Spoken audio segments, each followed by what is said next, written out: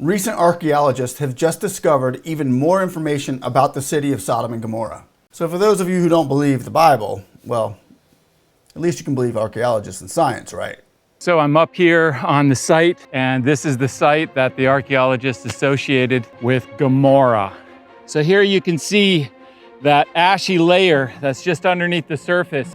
This is full of burned pottery, fragments of human bones. The question is what evidence is there of this burning sulfur that rained down? Well, it seems that the culprit are these sulfur balls that are also found in this area. I mean, what'd you think? God was lying? When historians and archaeologists, even of this day and age that we live in the 2000s, whenever they are looking for scientific or archaeological facts and information, they open the Bible. And in this video, you're going to see the facts open up the Bible to a whole new realm. And the findings always line up with the scriptures. This one locally is known as Babadrah, and is the site that is associated with Sodom in the Bible. And what's really intriguing then is that they found a burn destruction across the cemetery that happened at the same time that the city was destroyed. So the city and the cemetery were destroyed in the same fire disaster. Before we get going on here, let me just read these two Bible verses so that you guys get a clue as to what you're seeing here. In Genesis 19:24-26 says, "Then the Lord rained down brimstone, flaming sulfur, and fire on Sodom and Gomorrah from the Lord out of heaven. And he overthrew, demolished, ended those cities, in the entire valley and all the inhabitants of the cities and whatever grew on the ground." So he overthrew and demolished everything. So let's go back to our visual. And there's no reason why an army would attack a bunch of graves and burn a cemetery. And so this was one of the major reasons that they interpreted the destruction here as being caused by a natural disaster. In the excavation report, they show pictures of the bones in the graves that were warped by the heat. Human remains, bones, are all through this ash. As you can see,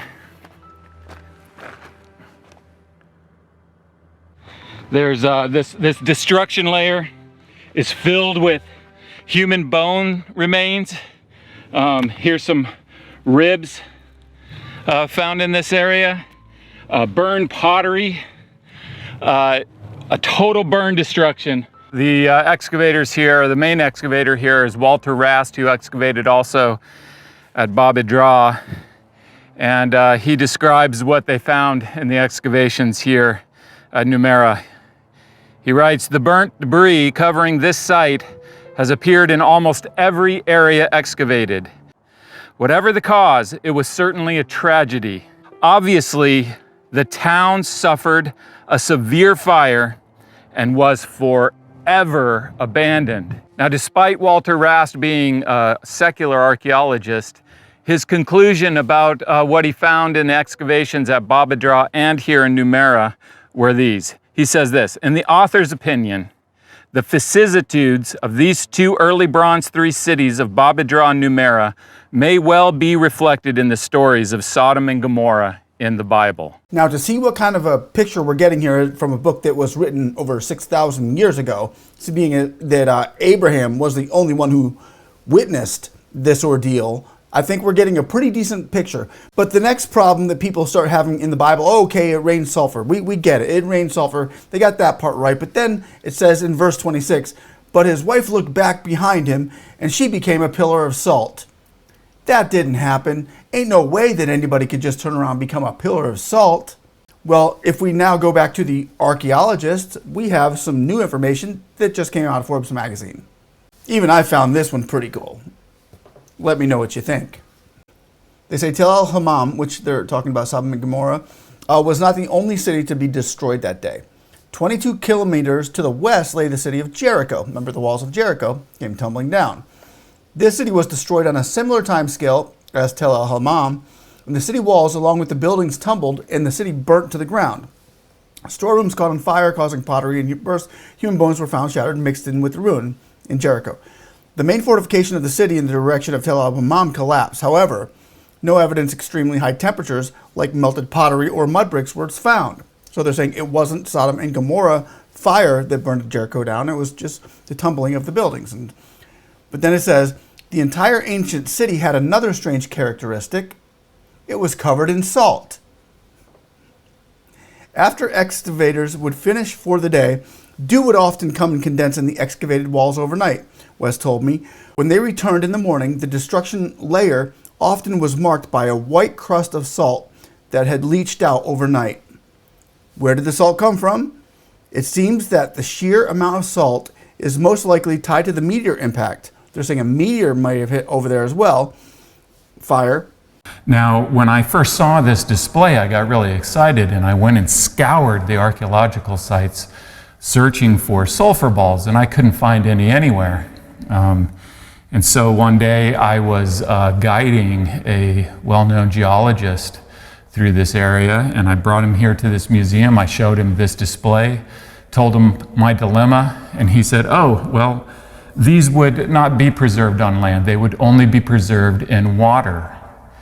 And so he encouraged me to go look for them in the areas that were once under the Dead Sea. And so I went down near the shore of the Dead Sea and looked.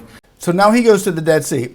And let me just say that the Forbes article is totally a separate article than where we're watching him. So his article is lining up exactly with the other archaeologists in Forbes. And these are secular opinions. These are not biblical. But let me just read this out of Forbes right here. Where did this salt come from? It seems that the sheer amount of salt is most likely tied to the meteor impact. Perhaps the impact landed in the shallow water of the Dead Sea, which is greater than about 30% salt, and splashed across the valley, West explains. This salt took the once fertile land and potentially made it sterile, making it nearly impossible to grow wheat, barley, and two of the most important crops of the era. In fact, the entire area was then unoccupied for up to 600 years. It is possible that the destruction of Tel al-Haman was the historical basis that became the story of Sodom. Just to give you an idea of how many sulfur balls there are. So this is a sulfur ball, sulfur balls. All these are sulfur balls.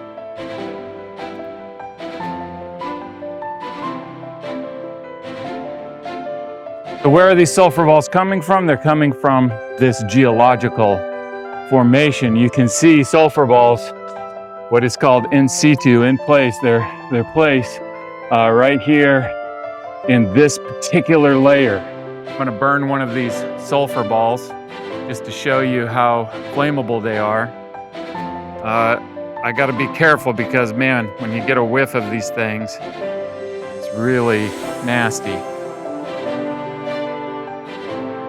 Okay, so this is one of the reasons why sulfur balls would only be preserved in water, because if they strike the land, then they're going to burn up. You can see the goo, it's just melting down to goo and then dripping off. So really, anywhere that they would have landed on land, they would have burned up like this, and they would have burned anything flammable around them. This is how the cities in the plain were burned. However, if they would have hit the water of the Dead Sea, that would have extinguished them, and therefore they wouldn't have burned up, and they would have sank down to the bottom of the floor of the Dead Sea and been preserved in a geological layer.